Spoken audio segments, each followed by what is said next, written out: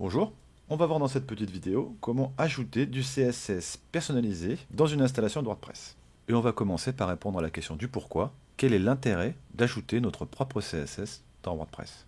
Parce qu'en effet, WordPress me permet de construire des sites web sans avoir à toucher ni au code HTML ni au code CSS. Mais si je veux vraiment pouvoir exploiter l'outil à fond, ça peut être pas mal d'ajouter un petit peu de CSS. Vous avez deux raisons qui peuvent vous motiver à ajouter votre propre CSS. La première, c'est lorsque vous voulez vous simplifier la vie pour la mise en forme de vos contenus. Je vais prendre un exemple concret et je vais donc aller éditer un article que j'ai préparé. Bien, donc dans cet article, vous voyez que j'ai deux titres. J'en ai un ici, un ici. Je pourrais avoir envie de centrer mes titres. Alors, dans ces cas-là, je vais me mettre sur mon titre, dans mon bloc Gutenberg, et puis je vais centrer. Et je centre. Donc là, j'ai deux titres, il a fallu que j'applique la manipulation deux fois. Je demande pour chacun des titres de les centrer. Bon, c'est pas très long, j'en ai que deux. Imaginons maintenant que j'ai un article avec 50 titres. Déjà, les manipulations, là, vont être plus nombreuses. Imaginons maintenant que j'ai 50 articles avec plein de titres à chaque fois. Et là, du coup, on voit que la manipulation va se multiplier. Et puis surtout, parce que ça, c'est une chose, c'est faisable à la rigueur quand on le fait au fur et à mesure. Mais surtout, qu'est-ce qui se passe quand on change d'avis? J'avais décidé d'aligner mes titres au centre. Et puis finalement, je change d'avis. Je fais, ah bah non, finalement, c'est pas très joli. Je veux revenir en arrière. Et bien dans ces cas-là, il faut que je reprenne chacun de mes titres et que je les remette alignés à gauche. Et ça, évidemment, pour la totalité de mes articles. Donc si je travaillais directement avec CSS, j'aurais tout simplement pu dire, je veux que mes titres soient centrés, tous les titres de mon site seront centrés, et puis si je change d'avis, il me suffira de modifier le CSS correspondant. Donc là, pour la gestion de vos contenus, c'est un sacré avantage. Toujours par rapport à mes contenus, je pourrais aussi avoir envie de créer des blocs avec une mise en forme particulière. Par exemple, un bloc avec une couleur d'arrière-plan particulière, avec des bordures de couleurs, ou je ne sais quoi. Donc dans ces cas-là, je peux aussi le faire avec des CSS. La seconde raison pour insérer votre propre code CSS dans votre installation de WordPress, c'est tout simplement pour modifier certains paramètres de mise en forme de votre thème que celui-ci ne vous permet pas de modifier dans ses options. Ou alors lorsqu'on vous demande de payer tout simplement pour modifier certains paramètres. Donc souvent dans les thèmes on a des possibilités de modification de couleurs, d'alignement, etc. Mais on ne peut pas tout faire, ce qui est normal. Donc là par exemple, dans ce thème-là, j'aimerais bien faire en sorte que mes titres s'écrivent d'une autre couleur. J'aimerais bien peut-être changer la couleur d'arrière-plan du beige qui est là. J'aimerais bien que le titre ici ne soit pas souligné, etc., etc. Dans ces cas-là, si mon thème ne me permet pas de faire des modifications, je vais tout simplement les faire avec du CSS additionnel. Alors on va voir en fonction des thèmes, ce ne sera pas systématiquement possible. Il y a certains thèmes qui embarquent du CSS inline, c'est-à-dire directement dans les balises HTML. Ça ne nous arrange pas, mais effectivement, dans ces cas-là, c'est beaucoup plus compliqué pour faire les modifications CSS. On vient de voir les raisons qui pourraient vous pousser à vouloir intégrer du CSS dans votre installation de WordPress. On va voir maintenant comment vous allez pouvoir rajouter donc votre propre CSS. Et pour ça, vous avez trois méthodes différentes. La première méthode qui consiste à utiliser le customiseur de WordPress, c'est-à-dire l'outil de personnalisation de votre thème, dans lequel on peut intégrer du CSS. La seconde méthode, c'est tout simplement en passant par un plugin qui est fait pour. Et la dernière méthode consiste à créer et à utiliser ce qu'on appelle un thème enfant. On va donc voir comment rajouter du CSS avec le customiseur qu'on trouve dans Apparence, Personnaliser. Alors évidemment, si vous souhaitez modifier votre thème, assurez-vous d'abord que les options du thème ne le permettent pas, avant de vous embêter à faire votre propre CSS. Mais sinon, pour ajouter le CSS, vous allez donc dans CSS additionnel. Donc ça, je peux fermer. Voilà. Et ici, je vais saisir mon propre code CSS qui va me permettre de modifier mon interface. Donc, par exemple, je pourrais faire entry title A. Et vous voyez bien que j'ai changé la couleur du titre de mon site web.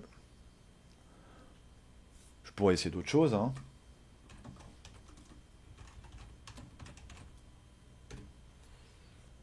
Bon alors évidemment c'est pas très joli ce que je viens de faire, c'était vraiment juste pour la démonstration. Là ce qui est intéressant c'est qu'on voit en live ce qui se passe sur notre contenu. La difficulté va être de savoir comment cibler, comment trouver le bon sélecteur pour modifier le bon élément de la page. Et on verra ça un peu plus tard dans cette vidéo. J'efface ce que j'ai fait et je quitte le customiseur. On va voir maintenant donc la seconde méthode qui consiste à utiliser un plugin. Pour ça, je vais donc dans Extensions, Ajouter. Il y a plein d'extensions qui permettent de répondre à ce besoin. Je vais rechercher donc CSS et je vais utiliser, moi je vous propose celle-ci, vous ferez votre choix s'il y en a une autre qui vous intéresse. Je fais donc Installer et je fais Activer. Donc évidemment maintenant en fonction de l'extension choisie, ça ne sera pas tout à fait pareil. Pour celle que j'ai choisie, je vais pouvoir aller dans Apparence et j'ai maintenant un lien CSS personnalisé. Je clique ici et là je vais pouvoir mettre tout le code qui m'intéresse. Donc tout à l'heure j'avais mis je sais plus quoi. Voilà par exemple. Une fois que j'ai saisi mon code, je peux faire mettre à jour. L'avantage que je trouve à ce type de plugin, c'est qu'on a plus de place pour travailler, pour taper son code CSS par rapport au customiseur.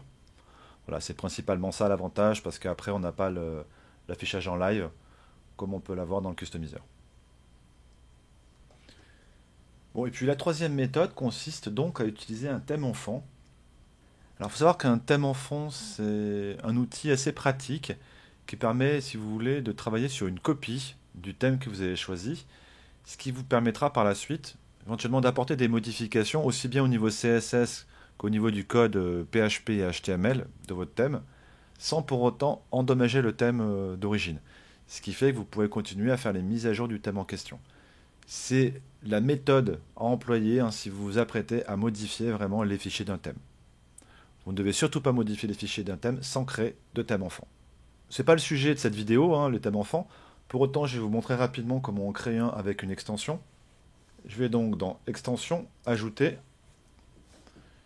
Je vais taper Child. Et je vais utiliser cette extension-là. Voilà, Child Theme Generator. Je l'installe.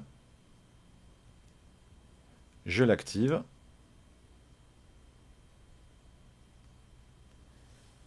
Et ici, je clique sur Créer. Donc là, je vais créer directement mon thème enfant.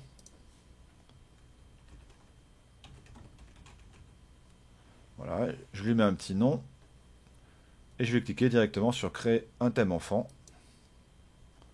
Et je vais même en profiter pour l'activer, mon thème enfant. Donc maintenant, si je vais dans Apparence, Thème, je vois bien que j'ai un thème supplémentaire. Ce thème-là est donc basé sur le thème d'origine que j'utilisais au départ, c'était 2020. Mon thème enfant fait donc référence à l'ensemble des fichiers du thème 2020. Et si j'ai besoin de faire des modifications sur mon thème enfant, ça n'aura pas d'impact directement sur les fichiers du thème 2020. Une fois que j'ai mon thème enfant, je peux donc éditer mon thème avec l'éditeur de thème qui est là. Et je vais pouvoir, ici, vous voyez, je fais attention d'être bien sur mon thème enfant, donc mon super thème. Et j'ai ma feuille de style, ici. Je peux mettre tout le CSS que je souhaite, ici. Et évidemment, lorsque j'ai terminé, je clique sur Mettre à jour. Et attention aussi à surtout pas modifier ou supprimer les premières lignes du fichier CSS, les commentaires qui permettent tout simplement au thème enfant de fonctionner. Nous allons voir maintenant comment on va pouvoir utiliser les classes que nous avons intégrées dans notre installation de WordPress avec les blocs de Gutenberg.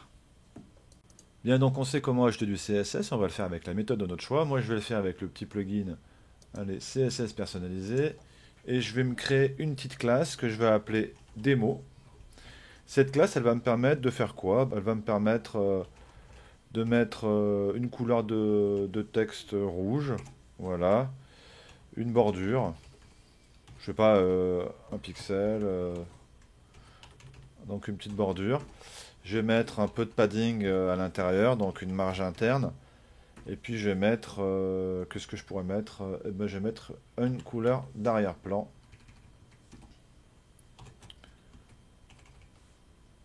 Voilà. Donc j'ai prévu ma petite classe qui va me permettre de mettre en forme des blocs. J'enregistre. Évidemment, là je fais la démo avec une seule classe, vous ferez autant de classes que nécessaire. Je vais maintenant dans un article. Ça marche aussi dans les pages. Je me mets sur mon article. Donc dans les paramètres du bloc, je viens ici dans Avancé. Et dans Classe additionnelle, je mets le nom de la classe que j'ai créée. Alors là, l'inconvénient, c'est qu'on ne voit pas ce qui se passe. Mais je vais cliquer sur Prévisualiser. Et là, on voit bien que le bloc s'affiche bien tel que je l'ai créé. Donc j'ai bien une bordure, j'ai bien une couleur d'arrière-plan, j'ai bien la couleur du texte. Je vous avoue que le résultat est pas très attrayant, mais en tout cas, mon CSS s'est bien appliqué. Bon, il faudra donc que je modifie un petit peu mon CSS pour avoir quelque chose d'un peu plus joli. Et pour finir, on va voir comment trouver les sélecteurs permettant de modifier les paramètres de mise en forme d'un thème. Sachant que cette partie est probablement la plus compliquée et qu'il va falloir s'entraîner un petit peu. Comme je vous l'ai dit tout à l'heure, ce ne sera pas systématiquement possible. En tout cas, on peut toujours essayer. Allez voir si le thème, si la conception du thème nous permet de faire nos propres modifications avec CSS. Pour pouvoir travailler confortablement, je vous recommande d'utiliser systématiquement les outils développeurs qui sont intégrés dans votre navigateur. Alors les outils développeurs, ils sont disponibles sur Chrome, sur Firefox, sur Opera, enfin sur la plupart des grands navigateurs. Moi j'utilise Firefox, donc ce que je vais vous montrer c'est évidemment sur Firefox, mais vous allez vous y retrouver, hein, c'est sensiblement identique sur les différents navigateurs. La différence sera peut-être savoir comment afficher les outils développeurs en question. Sur Firefox, pour les afficher, je fais CTRL majuscule I. Donc vous voyez que j'ai un panneau qui s'affiche en bas de la fenêtre. Et je vais utiliser maintenant ces outils développeurs pour explorer mon code et pour trouver les informations qui vont me permettre de modifier mes paramètres de mise en forme. Alors je vais commencer peut-être par quelque chose de simple. Je vais essayer de modifier la couleur, le beige qui est derrière là. J'aime pas trop ce beige, j'aimerais bien mettre une autre couleur. Donc comment est-ce que je peux attraper ça? Je vais prendre l'inspecteur qui est là, je vais l'activer, vous voyez, en cliquant. Vous voyez, ça va me sélectionner des éléments. Et là, je vais essayer de trouver l'élément le plus proche de celui qui m'intéresse, et je clique. À ce moment-là, dans mes outils développeurs, dans la partie basse, je vois dans la partie de gauche le code HTML correspondant à ma sélection, et dans la partie droite, le code CSS correspondant également à ma sélection. Chaque fois que je vais me déplacer dans le code HTML, je verrai donc dans la partie de droite systématiquement le code CSS correspondant. Donc là, cette sélection initiale, ça permet de dégrossir un petit peu le terrain, puis après on va aller fouiller directement dans le HTML. Je fouille dans les paramètres, je ne retrouve pas ma couleur, donc je vais remonter un petit peu, progressivement. On fouille, on ne trouve pas la couleur, toujours pas. Je remonte un petit peu, à chaque fois je remonte d'un cran, pour arriver jusqu'à body. Et là, ah oui, là je vois que j'ai le sélecteur body avec la couleur correspondante. Cette couleur un peu crème ou coquille d'œuf.